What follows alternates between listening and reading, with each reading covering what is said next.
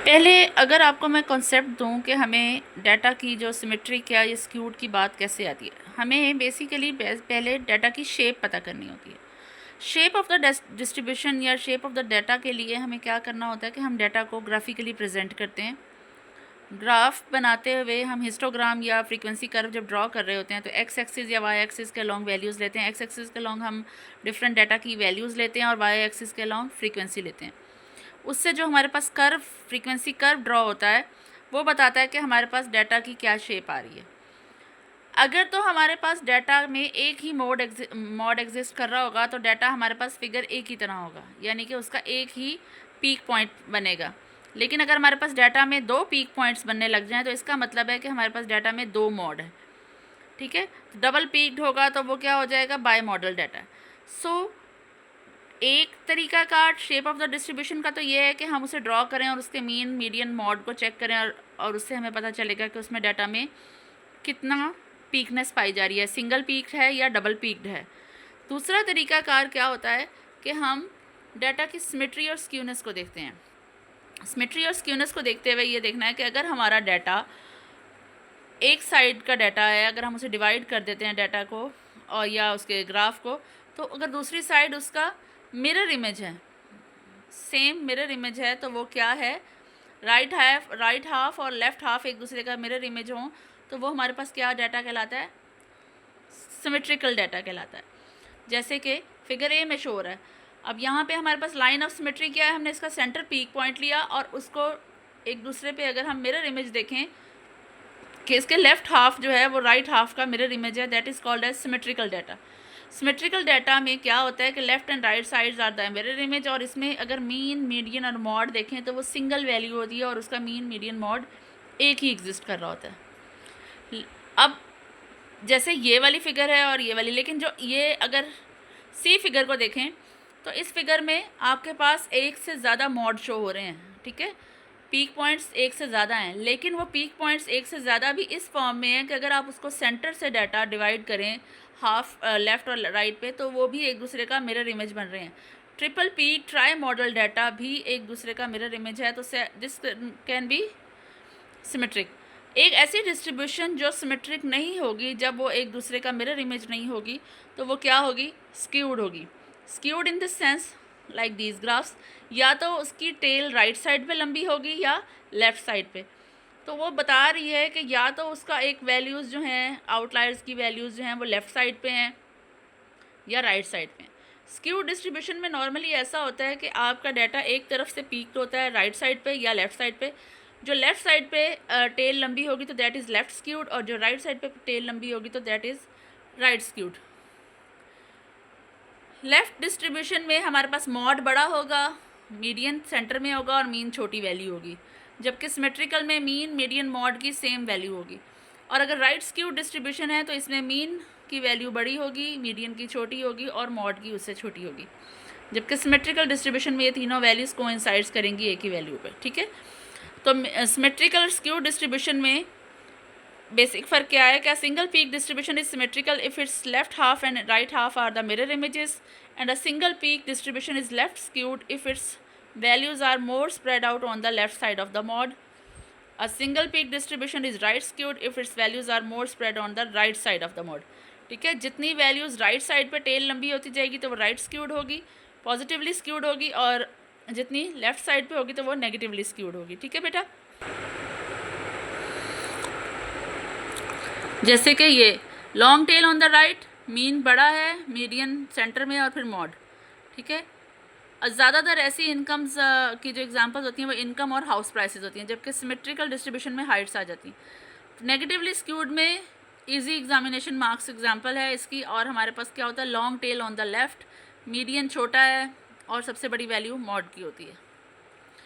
Comparison table मुख्तलिफ averages का किस किस डाटा पे होता है ये ज़रा समझना ज़रूरी है कि अगर हमारे पास मीन है तो वो तमाम तरह का डाटा यूज़ करता है और इजी टू कैलकुलेट है, yes. Affected by the outliers, yes.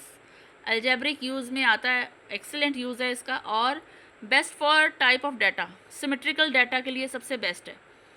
जबकि मीडियन क्या है, वो तमाम डाटा को यूज़ नहीं करता, डाटा की चंद वैल्यूज़ या सेंट्रल वैल्यू या सेंट्रल टू वैल्यूज़ को यूज़ करता है। ईजी टू कैलकुलेट है, येस।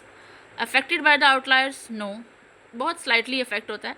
और एल्जेब्रिक यूज़ है इसका, फर्दर नो। जब उसको उस तमाम डाटा पे वो बेस ही नहीं कर रहा तो हम उसे फर्दर मैथमेटिकल ट्रीटमेंट में यूज़ नहीं कर सकते। Best for data type, skewed type of data के लिए ये ज़रा बेस्ट है। मॉड क्या है? It's also do not use all the data, it is easy to calculate, affected by outliers, no, algebraic use poor, और best for data type, categorical data हो या क्वालिटेटिव डाटा हो तो उसके लिए ये बेस्ट है। एप्लीकेशंस, हाँ जी, अब ये इंपॉर्टेंट है कि हमें किस तरह के मीन्स पे, किस तरह के डाटा पे कौन सा एवरेज लगाना है। बाज़ दफ़ा ऐसा होता है कि हम कंपैरिजन कर रहे होते हैं मुख्तलिफ डाटाज़ का, तो एक ग्रुप ऑफ डाटा जो है हम उस पर एक मीन लगा रहे होते हैं और सेम दूसरा जो कंपैरिजन कर रहे होते हैं वो दूसरा मीन लगा रहे होते हैं। तो उस सूरत हाल में क्या होता है, हमारा कंपैरिजन इफेक्ट होता है। तो हमें पहले ये बहुत अच्छी तरह पता होना चाहिए कि हमें किस तरह के डाटा पे कौन सा मीन अप्लाई करना है। अगर हमें एवरेज मार्क्स लेने हैं, एवरेज हाइट्स लेनी है, एवरेज वेट्स लेने हैं, तो उसके लिए हमें बस arithmetic mean is the best.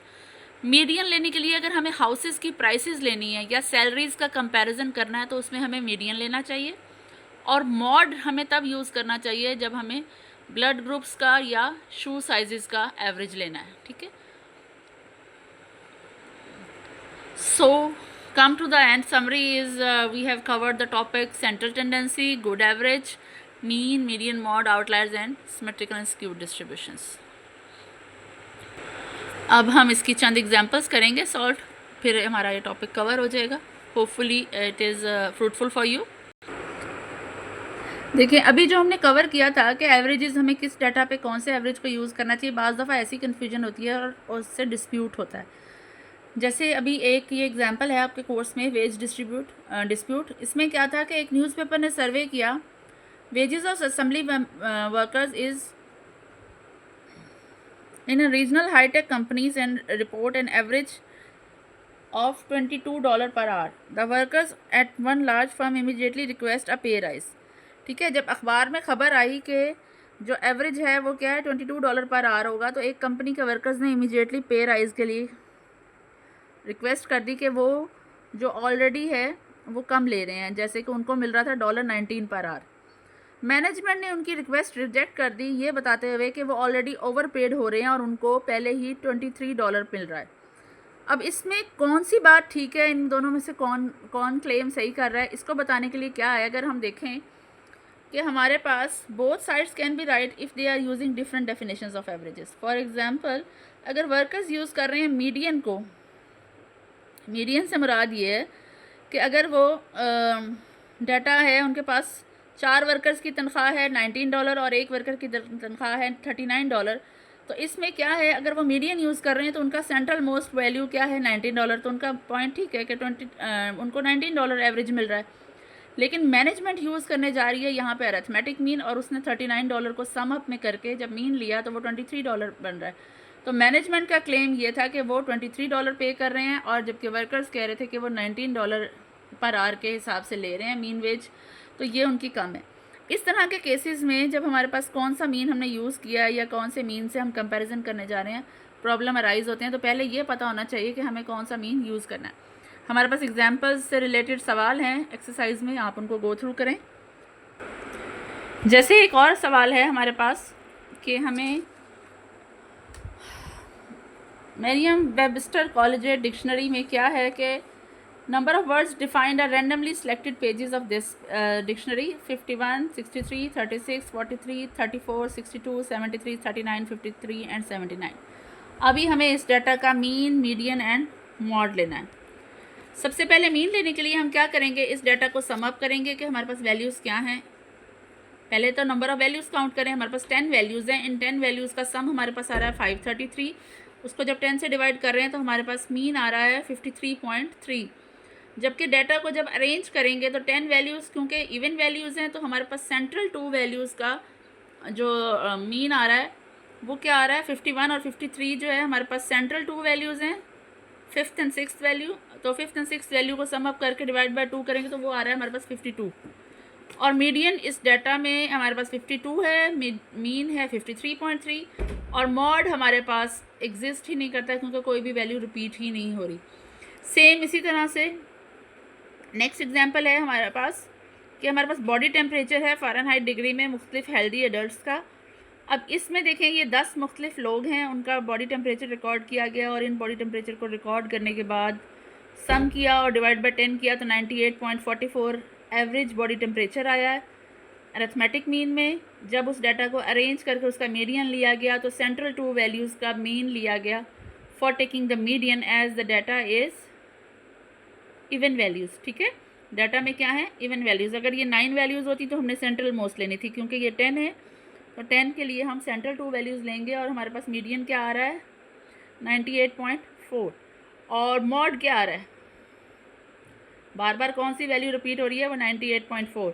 अब इस एग्जांपल में एक चीज़ जो हाईलाइट हो रही है वो क्या हो रही है कि इसमें मीन मीडियन मॉड की सेम वैल्यू हो तो जो टेम्परेचर का डाटा है वो क्या है, सिमेट्रिकल डाटा है। ठीक है, मैंने आपको बताया था जब हमारे पास मीन मीडियन मॉड सेम होगा तो डाटा इज़ सिमेट्रिकल। लेकिन अगर हमारे पास मीन बड़ा है, फिर मीडियन है और फिर मॉड है, तो वो कौन सा है, वो स्क्यूड डाटा है। अब ये आपने मुझे बताना है कि वो पॉजिटिवली स्क्यूड है या नेगेटिवली स्क्यूड, ये मैं आपको पीछे लेक्चर में बता चुकी हूँ। कमेंट्स में मुझे बताएं।